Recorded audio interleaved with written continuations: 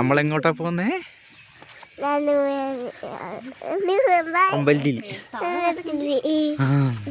Hi Tata. അവിടെ അമ്പലത്തിൽ പോയിട്ട് വരാം. എല്ലാരും ഉണ്ട്.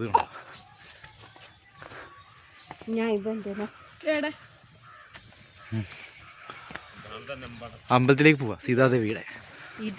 നമുക്ക് പോയിട്ട് വരാം. പെങ്ങൾ ഇടയ്ക്ക് ഇത്തരം കോപ്രായങ്ങളൊക്കെ പുറത്ത് വരുന്നതായിരിക്കും.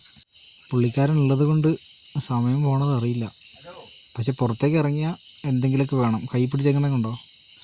ഒന്നൊന്നും പോരാ, രണ്ടെണ്ണം തന്നെ വേണം. പിന്നെ ബൂമർ അതും വേണം. അലമ്പോ അലമ്പ. പുൽപ്പള്ളിക്ക് 4 പേർക്ക് 92 രൂപ കേട്ടോ ടിക്കറ്റ് ചാർജ്. ഇതാണ് നമ്മുടെ മെയിൻ കവാടം. നമുക്ക് ഇതിന് താഴോട്ടേക്ക് ഇനി ഇറങ്ങി പോകണം അമ്പലത്തിലേക്ക്. നമുക്ക് അവിടെ നിന്ന് കുറച്ച് ഇറങ്ങിയിട്ട് കുറച്ചും കൂടെ നടക്കാനുണ്ട്. ഇവിടെ നടന്നു വരുമ്പോൾ ഇവിടെ ഇതാണ് മെയിൻ കവാടം. അതാ കാണുന്നത്. പാഞ്ചൽ കേൾപ്പിക്കട്ടെ. വാവയുടെ പേരിലും പിന്നെ അളിയൻ്റെ പേരിലും അനിയൻ്റെ പേരിലും പെങ്ങളുടെ പേരും പിന്നെ ഭാര്യയുടെ പേരിലും. ഇതാണ് നമ്മുടെ അമ്പലം. ഉള്ളിലേക്ക് വീഡിയോ ഫോട്ടോഗ്രാഫൊന്നും അലൗഡ് അല്ല, അതുകൊണ്ട് ഒന്നും ചെയ്യാൻ പറ്റില്ല.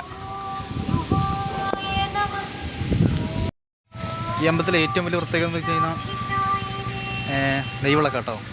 ദൈവവിളക്ക് എത്തിക്കാം, അതാണ് ഇവിടുത്തെ പ്രത്യേകത വഴിപാടുള്ള.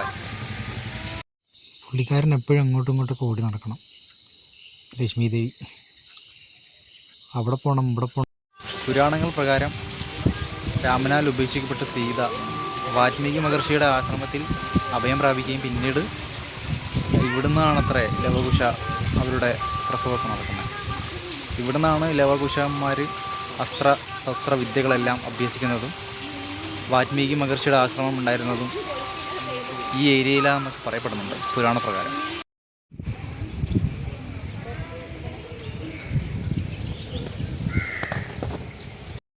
സീതാദേവി ഇവിടെ അറിയപ്പെടുന്നത് ചോറ്റിലമ്മയെന്നും ലവകുശന്മാർ അറിയപ്പെടുന്നത് മുരിക്കിലന്മാരെന്നാണ്.